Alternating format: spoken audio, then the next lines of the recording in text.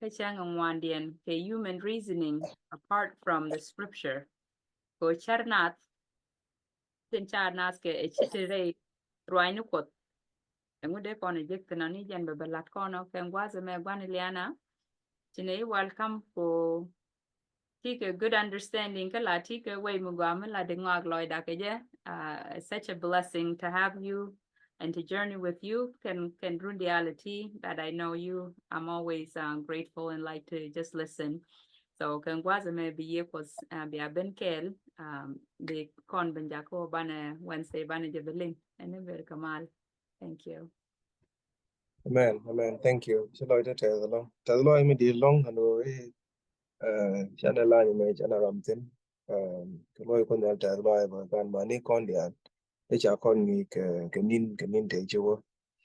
Te long de long ke lesson wal ke na me ko the great controversy na me ke ga me di de me ba kon long ke te ne bun jeng ni ting da de. Ko te ga de le bun jeng ne ke te chi kon ga me. Ko le nyen go rai ko de me ko ba kon ko wang dan lep ko ba kon mas ke tin dia tin lat ke gon jeng ne especially the war lesson by continue wal me no lep boy ga rai mos ko dong de ne je jo ngai ba check no ran point de chor me ya no jeng ne je mi chi light ke le ke mi chi boy chi wo re du chor in dum min chi gwich ke ne chor gwich ken dia par ken wa de dien la go ne mi chi boy ko le lep re du le mo then bi ra men nen ba ko le nen but gwa tin tel ka boy tin tel chor me len chor ko te wang ke ti wang yen dia par yen chiang mo ba wa cha la de no ye ga ta in te ga chiang ran kon nas kon dia ga kon ke but de dan and o dong te ga mi jel re boy ga na mi jel re boy yo to ga go cha ne riet ko cha ne ke lo nyo ka mat re chiang ga dan I don't know riet ko ban ken ku la boy to re mo sin to kon dia tin I don't know cha ne ko ba ngi ye no mi chi boy mi chi wo bi ne dia par ke lo anh ba mi chi riet ko ba mi chi wo ba par ne dia ke no til kon da re chere kon re cheng ne kon tin gor kon ka kan tin chi kon go gor kan dia ka ken they're all the same thing so me ram mo ram kurchin me different in term kan ram chi mo kurchin dag dia no chi ram kel che boy che nen ga che gor ba boy ba bo karam dong che gor o ba jal re chere ka ke re che nga de ben gor no ane chana pal go to ayen kun merel go da wadin dineta lo da long wala nin ti ti je kamboti re jong ne wal jog ti dia no wara hanu chine nyo tare ko rin to ngai ne gwa din no chi ko re ne chuk gwa din ka gur ja long wa no bi ne te ngai marong re ko ka ne te ka ne du tin ta ka ne ja dong mata ra mi chi ro da ala ka ka te ni ke no dong ba ko me be ta che nyo ko no ko cha ga long chen nan ko ko la to ba no de ne nyu re bi ne la no ko mo de jo re cha ne ben cái cho nên cô trẻ cái là every day đây ni dia trên thế này chuyện này choice dia lên cô này cái mấy cái nó quá cái influence em cô rồi mà chứ này em ấy quá đến và nuôi cái trả lời của chỉ thấy cái này của teacher Wang kiện chỉ cái lab quá đến của bà này bên nhau pel con tiếng dia tin chỉ là đây đi em cô nuôi cái trả lời cái cháu của mong quá đến cái tin cái là con nó cái word của cái and why nó chết cái cái chuyện lời là quá đến có liên right bằng nó tự chụp lại quá đến ngay này nhận được cái này ko ne no chok lo ke ji ko bi ga wa le je great ga da pa nga de se ko ni chudu jo ga ni la ko ra amen Amen. ga cha kon come example ni jo ga pai wa cha ne pai cha ne gui kon de an me ko dong che chang che gel me chi pai me che chang che gel che to ga no chi mu che to re bo re ja le jel ke wa de chi tie pa che wo ten no đúng đối này nó ngoan po đây chơi đi kiện đông char cái này phải với cái boy thì mình chơi cái gì mà chơi này ngay với phải với tức là boy thì mình cũng giả cái gì là phải quên là chết cái nến mình chơi đi để quang trắng cái chữ quý cái nến này chỉ để quang trắng rồi mình chữ quý cái là em mình trắng mình gì này này no but nến point là tele trắng mình thế này đấy anh chị nó chơi boy thì cái trắng chơi bên no point đấy no là với mình em phải với tức là boy mình thế no nge example mo ba ka kon pain kon example ja kam kon me nan go ran be chor tel me ne ran ne ko che boy che ne ko mo rai kon ko boy che ngaran che wo dong pi ran de ko mo ga ke ne me je ko wa chi ran ga de long ga ngai re che re ke jen ka ra de karo chene ko mo chiro de luong ko gwe re mos me til boy me jin ba til je luong ko bi mo go ka me je ko bi ka ngai eni mi cha ko lu nyo do ko ke che no ko no bi do mo bi ko nyen de ko la no bi ji mo ke je le re boy anyen gwa ga dong ba content cha kon lar cha gun jeng ni to ngwan long ga gan ba ni kon ke nin te kon ko chap ke len me na e compromise e cha la de demanda ni David ka ko ku no wi la wan ka ngas du no mi bi ka ke liu ke te ko bi nok tine de lat ke mi de lok tine chi de lat no ke min go ro de ka ta shi nga du no in other words chen mi kuran depend ka ta shi nga de ko dong bi depend ke min lat right for them cha ko lo no ko nyal che cher kon che ga cha ke che worth kon che kon mu ke ngit te kon me but ngitin ja kam kon cha we nyen gwa den ra ja kon tin bo ra ja ko re cher ko ala bo me ja ni jing no gwa de cha ko tin che kon ngat no de kon le dia de kon ke chak chu no che kon nyor be chen me ga kon mun che kon nyor la ne te de nyu ke je ke la to reason de kon reason ke je no che wi che cher kon che ga cha no dong ba ra ko re cher kon ba wa te ga dong wan te ku ye ko bu the kon tin ko ba ne tin chuang na re wa ba ne ke ling ka ta gin bu no kon re cher kon no but cha ku la na me ngoi cher ran ti ti me chi ran lan no go en jen ne rong ne jen ne tin le chiang ko re dien ke te le kun bu na re dien wa no mo jen la ngo en jen la ri cái char ran ka ra de chang ti ke cher to go to che ko mu ke jeng de ku la ro chang ji ram me pel mi chet ko mu awa jin ka ra du til ji luang ko bi thok tin te rai kwai ko ke thok ko de bi ga luang ka ngai ka ta che ngu du ke ka ta che ri ku jin ka ra du na mo chi ku nyal jong no ko ne cher ko ne chi ka te ga lo ji ku ne ko ne cher ko me cha ne ka ba la ken ka ro dien che mo kwa na la ra jin ti ka wang tu bi ke ji but wang ku ka ro dien til ga luang e ni mi te ga boy mi te gwa mo jen bi wang ku bi ku lu bi ke je mo me cha mu ki mi kwa den chi wer che ben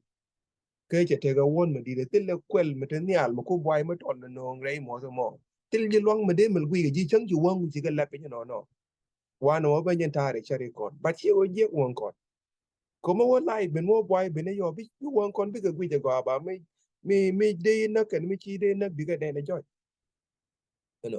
no wo ba nyen ta chi nga dan ba kon na dan ta me won kon ke cher kon go ro dien til ke lot enimi chaga ben mer ka boy en ba ko ke ye de en je na ban kula ne na ko ba ne je ka ma go ba ne je den jo kon na kon de chona ba ngas ne cher kon ko ro dien e changa jira mi chi go har che ko a chang jira mi chi chang we mon ken lew che ling chet ko ngu win mon information chi tiang tin mi we le bi Facebook chi we le bi YouTube che tiang la bala jig ne ri tv ko we nim pa ji ling ne ta me mo to ba jo e che to ka ne ko ngi bi le ne ling ba de ne jira ke confusion balu no ram ke le de nyu do to chet ke mala go ri patari re mo so e wo kwen kon rai no ko ling kon ye ko de rai ko kon chang dar kana wa e wa ne chal ke to ke mi chol get the truth and talk point there awa she mala doing ni generation na talk awa e min was gane jana da mu e min was gane jana da chiam ko e min was gane jana da ko nya e gen no mo la chol ke ngo e gen no mo chol ke talk de ko ne me nga ti dien example ke mo go de kam kon Jesus ji chen ke la gadi chen ke la Peter chen ke John ke ne ja ke ngwan te ko no ma ji chen ke ga kamo cher wai ni ling kana dab jere ro Israel ngai ki je kan yera mate di ne change dab ne je dab ke je di but you now take a different opinion re chari ken kana ti ga de do na da kan gan nga ya jo ga tang ne kan jin John la John la ko John pai wi dong ta tang ke ne jin Elijah ta na de jin Jeremiah ta na ba kan jin ku jin am ke go te kon ngu me de kon lingin tama nativity they have a good knowledge of Jesus. They can go ngay Jesus. Và they đã có giới tin mấy trai chuyện ở đây mấy nhú nó trên cái nào trên chẳng. Và cháu bị nó vô trên phải giết chết cái John. Là vô in other word đi chỉ cần ngồi chết nào thì thế mà they all fail. Chết nào thì thế mà giờ thua ngồi chỉ có fail. Bắt cái job tiền chẳng có thì cái dân quy dân hơn ngà. Anh có quy dân hơn ngà. Chả cái vô cái nó chi Peter luôn. Anh ơi jin Messiah. Min chi Peter ye de molat. Che Peter joga positive ji jin gat jona. Ka wone me. Cheba kana. And min nyot gane ji gated. So what does that mean in terms of talk? The min nyot gane jana ro kunyal. Che ma bang ni generation na. The people fail ko ba talk about jiga kan. But you kunyal che talk che nyo. Chane jiga tam. So man no ba yana gorna ne de larga je kan ye shu e John de kon badan tam. Me chana gorna ne de larga kan e Elijah de kon badan tam. Me chana gorna ne de larga kan e Jeremiah ba de kon badan tam. All that is not true. But talk there and then min chi ye ko the ben yor nga min chi ye ko the ben yor Peter. Mi chi kon linga no ban che kon chu don kon. Mi chang te ga de kon ga shara to go ban ga chu je kan o mi tel ga kere rwai no ko the puch ban ja ngai no mo che to ko puch mi nyot ga na ko ne le tit che ma la je gra na re cheri de. Che mo wi gur re bong ni che te mo kwa la ro mi wo wa gwa. Che mi che economic cha go. Economic today they get different understanding. They get different opinion about what they like to do. Who can the same economists? But take a good go can we can in the middle Latin and a Canadian we day Latin no. Chimona coach now confused we want to wait or the chumo even paid. And term a Latin like US economy is different. Can a Latin like Chinese economy, can Latin like the move, Russian economy. So Google can go to the alto, okay, Cherokee and the Google like no. But Banja Latin got a chuang to do talk. But when they alert the woman like an American Kara and then Chebago. Come on, they alert the Latin like an China Chebago. And you know, but any commander no Banankarama, and you know, tell them to go to Chunga Candia. Dwarf in the alarm or Domo Tokarade, dwarf in Chukumala lady, chair lab. No. China Queen Bible. China Queen Bible, Metaganade, they look at any yo. China Queen Rwine Pelle, Sugar World Bucken, Basket Yananga with the Metaramiche.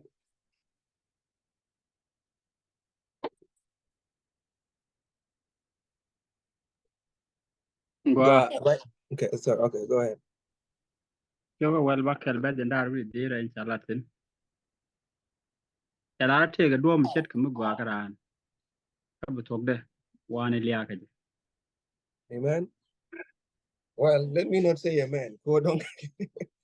thank God and look. Hello, Chala go take a dwarf. Mede joy you know a dwarf go akaran. Don't know Jenny a dwarf and this.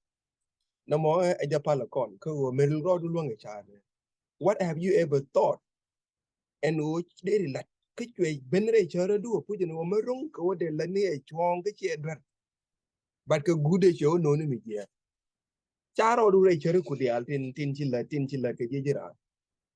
Che benre choro do no we gwe me de ram talk che tell me jeng with it walk.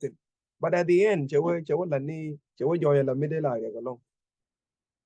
No. Take on example the other day con long ke la.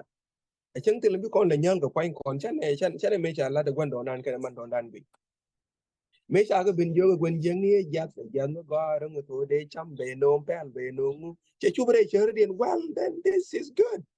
The merong go dong de gul cham ko de ran te ga pel ga de ran par ko this is good. Che chubre chere di no mo chu ken get cham ke tas lo ya la wo ko be ka nung ka go ri to ga ke. But at the end what happened? Tell me go ma chu bentin. Chu ben wo che go no lia. Che go no nan ka man do nan ji take a wrong decision to. Ke de cha met ko dong te ga mi cho la ma go along ba chi no no ne ri. Me kon no pain kon we've made so many decisions. Take a church and one channel la re chere kon. No. But ke yo nyo wa nung no kon ri ka. Min gor kon tin ta me chi Bible jung no kon cha ne wa kon ku ga cha ne cha. Jog Bible no kon every decision me cha ne mo gor kon ba ne je make and we decision mo go ka ne decision me je let's check it with the Bible. Let's check it in the Bible. And a good kon ba la de look there. Ke no ko there. Mon no ko there put and then rest well assured no this is good. But me look there me go je min gor ko there then ngai ni je. Chu ba ngas ne go che chu bre chere do la ma go ngas and go a mature lot. I can't know much I can yoga be no panel, could be a partner go, which is really good thing. We can't go along no. But deal of tea, hill engine, you could a lot of them. To me, change hey, Cherkatina, ticket to take a lot. When the over Gordon, meant to write for the lot. And then gather a boy no more. Rama meng no ba jare mo rama gwi ne go che ben re chere de lama go and then he want to do it. No. I chang ba rek lo no run bo. Me chi to ge men ko Israel no kana kwere yo ko judges brother David make the point of a look at ko judges ke ruwe cho ke janang ra wi kel ba ke janang ra wi ti.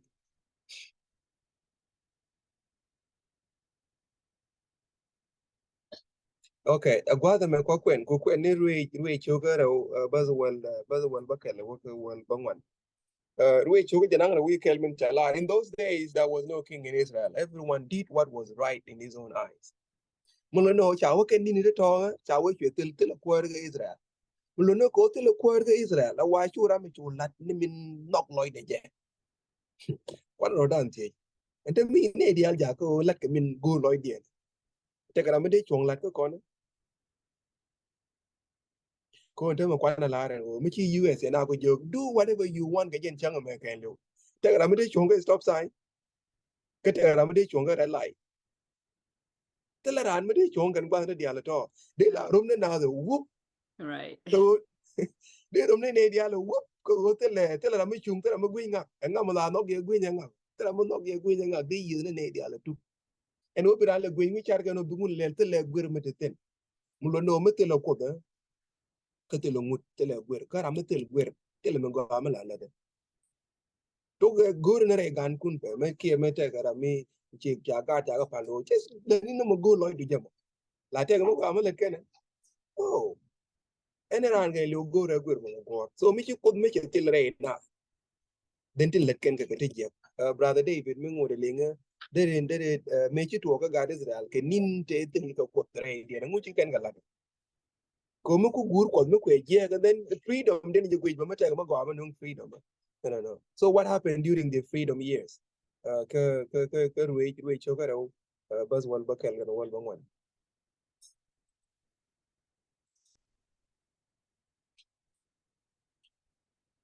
Brother David ngot kon ke.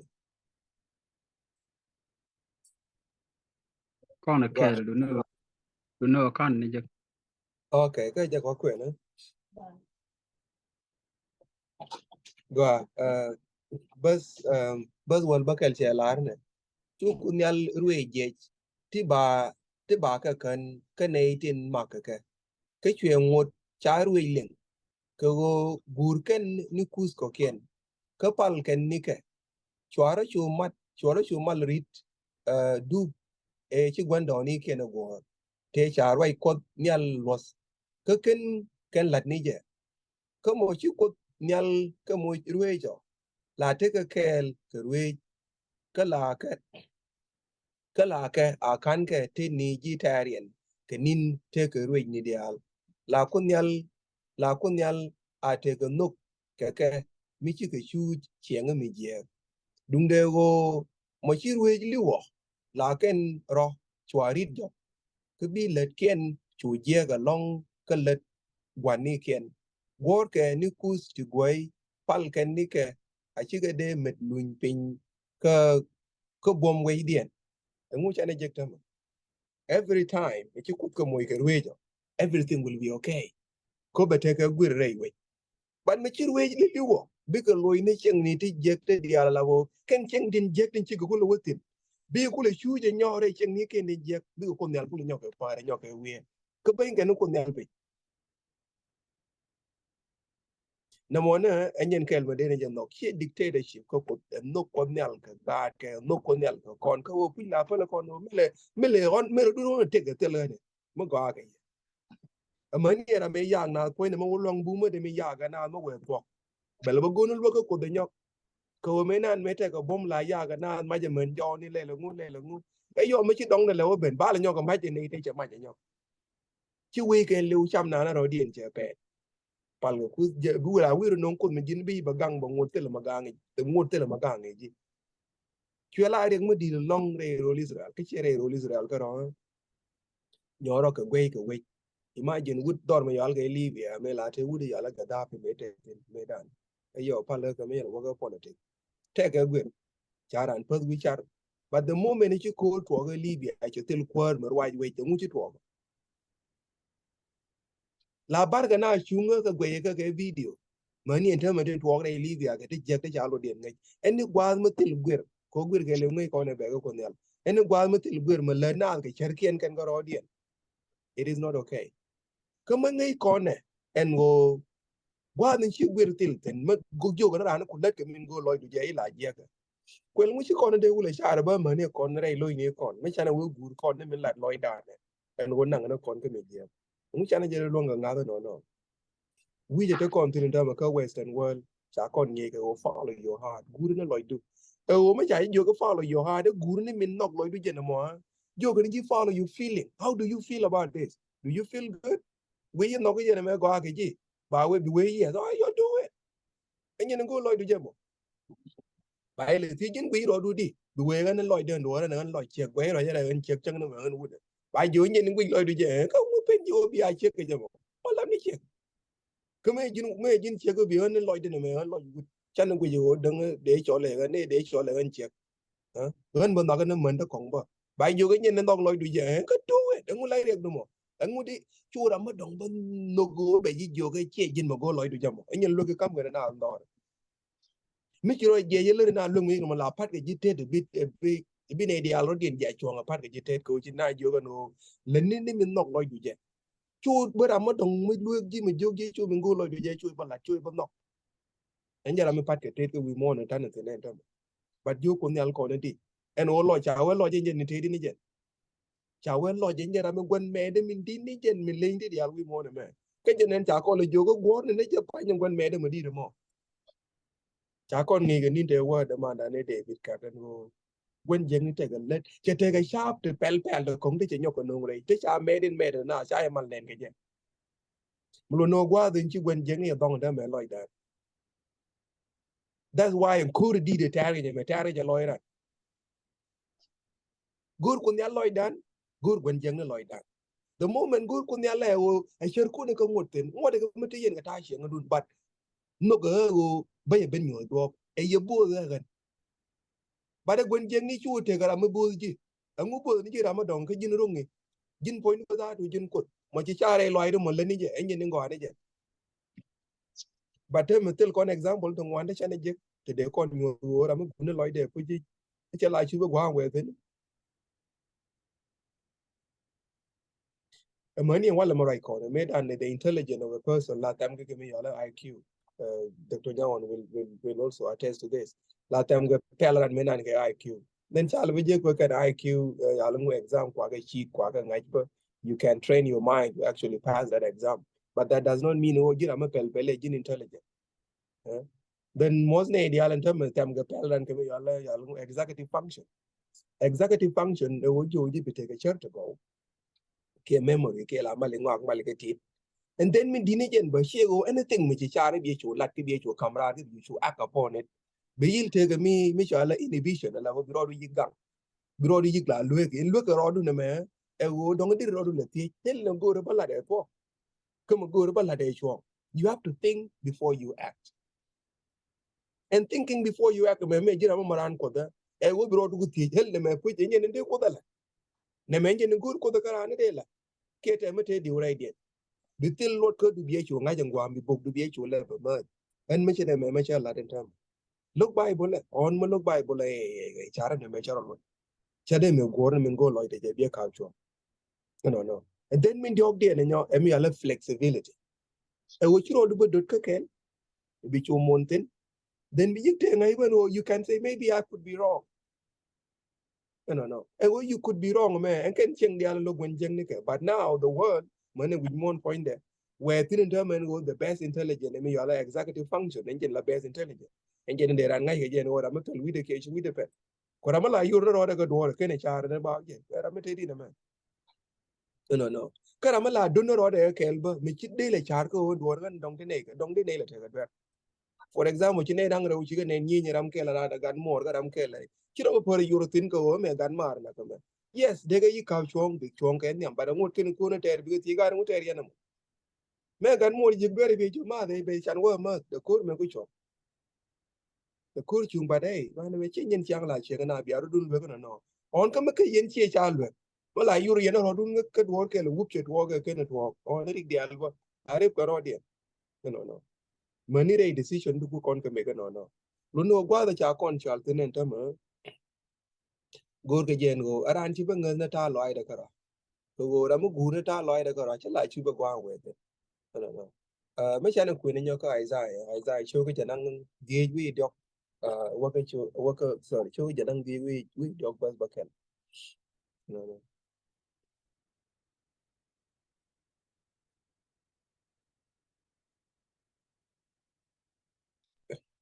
Bas ba kelera kon men. no Kon jo nene. Chet kon dial ga dedi bat. Shan rorit ka du kon. Du kunel duel kon dial. Du lad ni wide. amen và thế thì Bible chết là nơi cái Bible là nó thuộc anh con đi là chết con người đây thì bắt del mới chỉ bắt del mà kinh vô luôn bắt del mới chỉ bắt cái chuyện mà là nông thì chẳng ngã đồng đi rồi đi phía đó để mới nó cho à mua qua để tiền cho à qua mới cho à qua rồi giờ thì cái thằng ngoan đi ăn thì go cái gì để cho mình lấy cho nó để luôn ở gang thì là rụp cái thì là trông để gang nó cái giá cái gì cái anh mi chỉ để là mò mới chỉ đuốc chừng mới chỉ thịt cái đồng cái gì dia là thua là tiết cái là tiết cái đuốc chừng ngồi là time là thế này cái đó mới biết cái goro biết cái kulben nó chẳng cái gì no mấy con mà qua mà đây giá là con mấy chả là chết con cái dead này mấy nhân thuộc phải nhá when did the god book god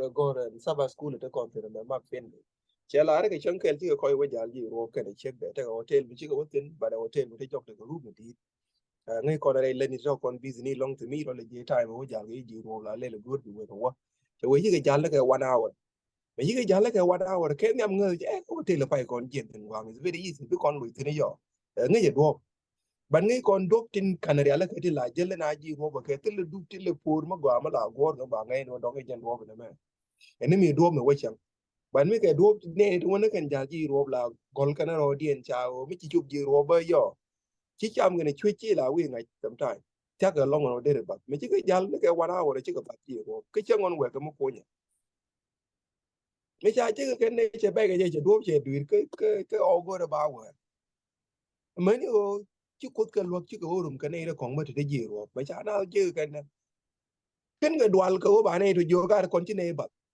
chả là cái này cho chừng con chỉ này bật nó bên này cái hotel mà bạn chắc có đuốc đuổi mình đều quẹt cái chân chỉ này thì cái vô cái quả chứ được bia ngay cái đuốc mình được billion tin cái này thì chả cái năng gì billion chả mà cái này check đi vô cái này cái con cô chân cái bạn bên này năng cái hotel luôn chứ when we big chụp cái hotel mà hotel cái đam mi chả thi cái chữ ra mình chỉ chụp nó anh nó bây giờ là gì tụi mình là cái bây giờ nông nít cái bây giờ nông chân sao mà này ra là cái con à bữa kinh con nhà bữa kinh yor nó con gì rồi mới cho cái win mon mà thế liver đã này chẳng có guru con cũng nhiều đua với con đang chân cha này đua với năng con chân cái đua với con đang chân rồi nhà là mà cha này với guru cái chẳng chơi con cái đó đã como wani je gur ke chang cheri kon ko rochet kon ga nei de jalre mo te kui gwa ng wakate ma pa bi na pan re mo mitela ni alme yeltin no te ga won mi di ro wi je ga la bi wona ro ma dam mo ba mi no di ro do pal pe nyang wa ke mo men wo je te ra mi chi ben je me de gulo nyo do bra ma te ga boy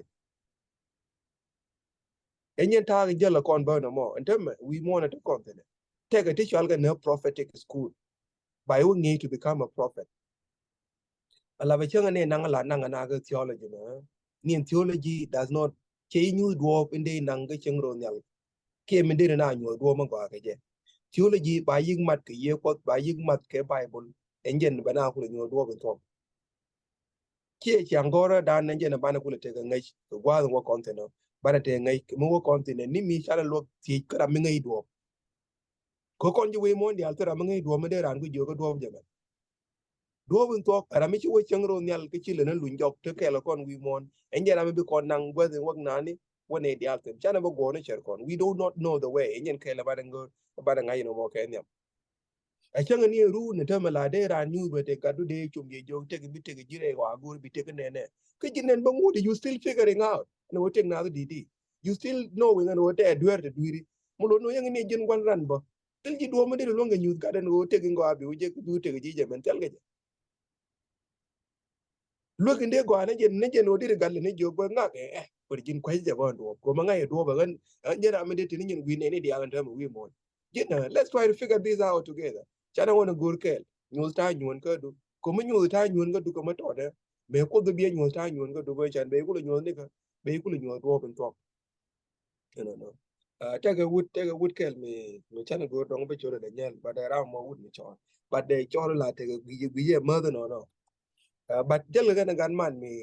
mo chi wood mo ga la no go baran yor baran ke je ga no cái chân cái gì wood me je ben chero de yor queen te chala pin ne te gur ko babul de re cha jo biel do te bi pet re queen cho wak cho din na ngula jo na no ngula ke na ka bang ka ne ke queen ne ke chwere chu wel ro de do de queen tin chwere chu nyo ko yor te de yo see la jo ga ne queen ka kan che ga but ke la de chala de do che chi to ga che la ro ne do ke je ne che do ne no ko ta te kon most of the time kon e ti kung no dong ngai e chier kon go ga ti ke de kon go mo go ke mo go de kon luang ke lat ke chier kon la ko kon dan tiam re de ko mo bi kon lo de bi chang cha kon le yo ba ra ma dong no mo chero lo la gang no kon ga gang mo di long en o jin le nya ga ngai ngo ani de le jong no ne me dong ko je lo de no ne chiro ko tiam yo chu ku pe re de ko mi chu ku tin ko han ngan go lo cái gì non chú pen chú tung pe re ko already no che dwer en o bana do ki ga na che dwer en o bana do ki ko gwa en go bana cher kon tin ngai ngwani dan bana jalla pin bana go na ngai ngwani mala dung ko chawe gon jeng ni gwa me go re je Por sin long de yen lo. en o go ne cher kun go ne your feeling and your emotion parliament ku nyala la mane wala ma gor ko you can never give a reference from the Bible. When you're giving your paper, if you find some fact, me take a talk to go to be paper, if you go to Queen, you can never quote the Bible because the Bible cannot be trusted. We want to challenge you in them. I'm sure money will go that they wrong again you use the fact money from the Bible. They talk that is not verifiable fact. Why didn't know in the church or which I would Socrates. Okay, it must be a fact. But do not quote anything from Paul. Do not quote anything from Jesus. But you can quote something from Socrates because that involves some wisdom. Chane jiga dama. Mweno bana charan bana jawa latine a fact. Talk. Ko bana min chala right ko bana jala. We do know ko ne dia le chuwa ka jamani. And we don't jala talk no more. Why? I will go to Gunjing ni jago right ko the jawa ka re cheri na the chila ni do bina nyu do. And now go ka ne cherken kan ga audience. Very simple fact. Again, the talk no, and go with more. But the reality, no, God, you do know. I have told you, I have showed you many times. Don't let it jabak. You was in one over. I'm a goon, I'm not just saying it. This sort of by con term of Israel. We can still go ban and we con goroda. And we are always wrong. Mejan we good college con goroda. On come I'm always right, but my dan don't they con the video man yo. A day la yes, they cherry could the anything Michelle Larry, talk la bella guada la talk. McKinney may join or don't each road the tiam radica, Kakacharco. Chawichi con Bible, they will understand Gachara and Conqueror. We will understand the Bible only with the help of the Holy Spirit. It's not only by studying it, we still need to invite by the Holy Spirit, by the Yukchul. I think good con Queen Bible, looking in con Queen, the wind jungle, but would commit or con, and name each other equal to Pinko, but con could both the Muka, Ray Quindam and Queen, con, but con could you hold Tanidial, Tinti when jungle at all, co the Becher con Bega could live again. Metagram, you while I take me all prophetic school. Mobile needs to become the prophet. Ne dia la ne da mo go nyol ke ne je talk a year ko kara ko chane je no telo tong bagre chariran it only come as a revelation ala mo nyol ke ne ye a year ko the only prophetic school in the way to become a prophet is only when you have that gift from the Holy Spirit and nim mi chi ye ko ti mo ko mu mi chet ke no mo no chai de chai bangi ne ji ba nyol ne je ye ko no chawo ko nel kon mo ke ye de ko ba kon ko bus re te ko me ba kon ko nang doran God will work on the altar. No. de la jen me chet kana mo ane ko nyal bos kon me che jodo la kam ne la long ke ye ya pa ne ka bad mun gur ne je long e go chwana ba ngal ne cher kon ga ro da ngal ne min chu ko ne la lar gor ne do be chu ko ne la lar sometime de la kwer ge gps de gps jo go ya no wala bi e do go nan but kwer ku re kon ke gps e je chu to go ba ne ba kwer ba ko ke je ba ne ko jo e mo chi la ro che bi agwa de no ba wa na ko put by the time wana mier ga jamo already chi ham che tung po ga kon ko no ba ko ne do ben ku ne la nyo kon la nyen do ben to ke nyen do ben kon nang chang te la do ma dam no na chi ye chu kon jo ga en do ke en te ke jen ku me jet ke no mo je no ngeno ba ko ne do te ke min chi ro nyo kon ko te la ra ma dong ma ngai kon no bi kon nang chang no ana pa ne kun merel goy ro ko ge ta ba ni chang wa na ku roi ni ko ti ngay này qua din go cha go pi ke cha go dit ke re chari ko qua din po gan go ngan ne cha ko ba chang ne ma kuin ne ga ma bit for 1 second ke 2 minutes later kuin ne ga chin ne de me ko ngo de ngat ne ka qua din no bi ga ne nan nyam sa ka te ga kwa de wan qua din re chari na ko ngo do ko lar ne yen go bi ne go nyam re chari ko qua din chin ne la ne go kin ne cha ko ba chin ne la ne go char ko ga char te ge qua din chin ne cha ko pu ke chin ne mo ke char to go to lo ko kan mi ci ne ko na roi ne ko gwa din la bo ne re ga to ko to no ne te kan che ti dia la ci ne chup tin tin ta ma cha ga tin la duer pai ne ko cha ga ngai tin dia len de ko non te kan mis dia len de ko long ka gang jor ka me roi ne dia le ci ne ga de long ko tin ci go ko de ne ga la gwa din ci ga la re chari ko bo ne tin ne chang an go ma ga ni min gwa din pat gwa din mun guri ko no ba ka la no ran ci ben na ro na jen kara an wo ngo de gwa din go ne ci ko ne ko do ko nyen din la boy và đến cái mức là boy ngay này hiện con đèn vừa con mu chẳng thế này cái quăng từ cái này cái là boy là quăng của tel cái mà vừa cái tel loạt thì mình chưa boy chỉ về đây đó ngay này vừa qua đi mà này ra là chân của con mà cái gora cái đuôi chân rồi là đây của cái tình chân này đây anh em mình này cũng là nhiều cái boy chỉ này cũng là mỗi cái boy thế này đi này cũng bên này boy thọ được mọi thứ này cũng là lột đẹp cái bên này cũng là nằm chân qua cái gì trên qua đi nữa vui chơi có chơi có đi ăn cái là có cái gì có bảo cái chủ có cái gì Pangwa I'll see God should get Amen. Amen. Amen. Thank you, brother.